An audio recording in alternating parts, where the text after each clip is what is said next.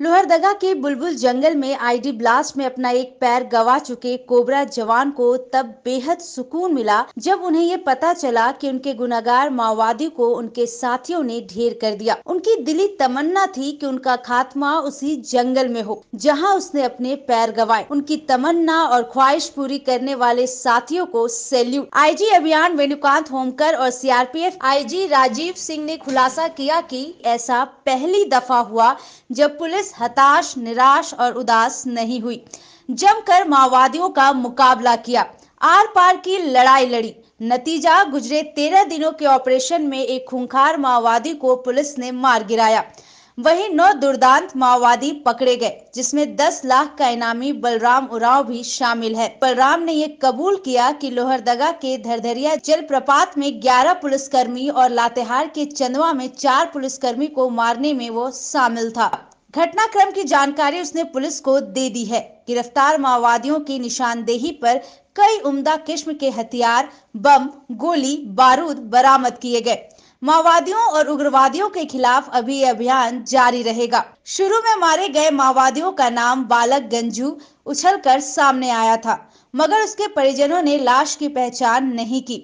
IG ने कहा, जवानों में हौसला जरूरी है, क्योंकि पत्थरों के सीने चीर कर ही रास्ते निकलते हैं। सुने क्या बोले आईजी।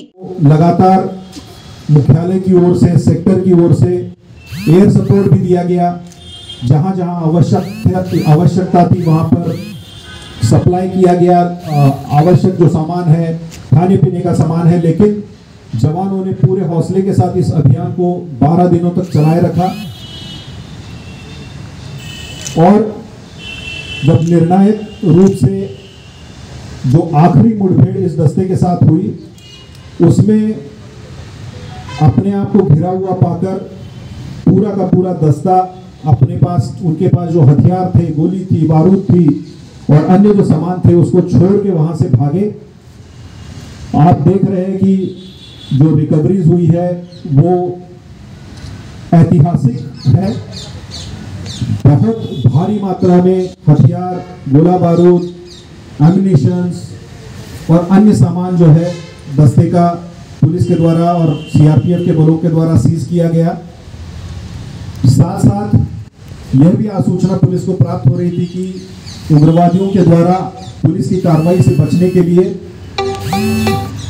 ग्रामीणों को, क्षेत्र के ग्रामीणों को धमकाकर, डराकर, वो ग्रामीणों के रूप में भेष बनाकर उनके घरों में घुसे हुए हैं और उनके द्वारा ग्रामीणों को डराया गया है, उनको गांव से बाहर किया गया है। इसी क्रम में पुलिस के द्वारा छापामारी अभियान और सीआरपीएफ के द्वारा छापामारी अभियान चलाया गया और करीब 9 संदिग्ध लोगों को हिरासत में लिया गया। जब उनका सत्यापन किया गया तो ये पाया गया कि 9 लोग जो है वो इस पूरे दस्ते के सदस्य थे और सभी दुर्दांत नक्सली थे, जिसमें बलराम उरांव जो कि 10 लाख का इनामी है, जोनल कमांडर है, वो भी था।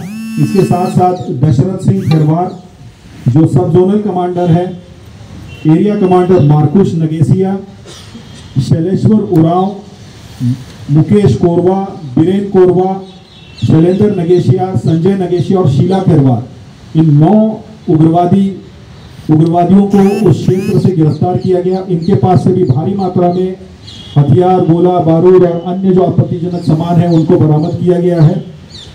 तत्पश्चात उनको विधिवत गिरफ्तार कर आगे की कार्रवाई की जा रही है। कांड दर्ज किए गए हैं।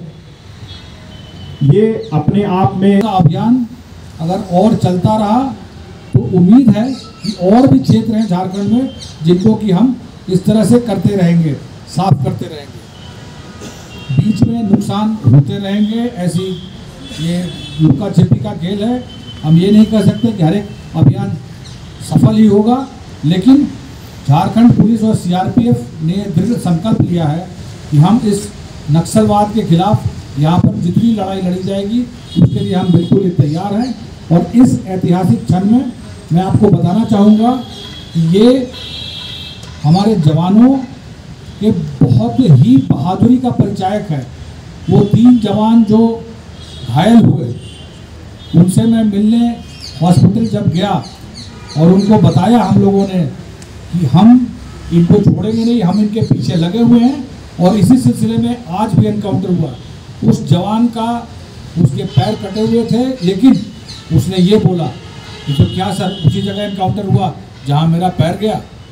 माने उसकी बहादुरी की एक मिसाल है। तो उन जवानों को हम सलाम करते हैं और उनके इस बलिदान को और इस तरह से जो इनके अंग में नुकसान पहुंचा है उसको हम आगे भी इसकी भरपाई करेंगे और आगे भी नक्सलियों को नुकसान पहुंचाएंगे। कोहराम लाइव के लिए राजेश सिंह की रिपोर्ट।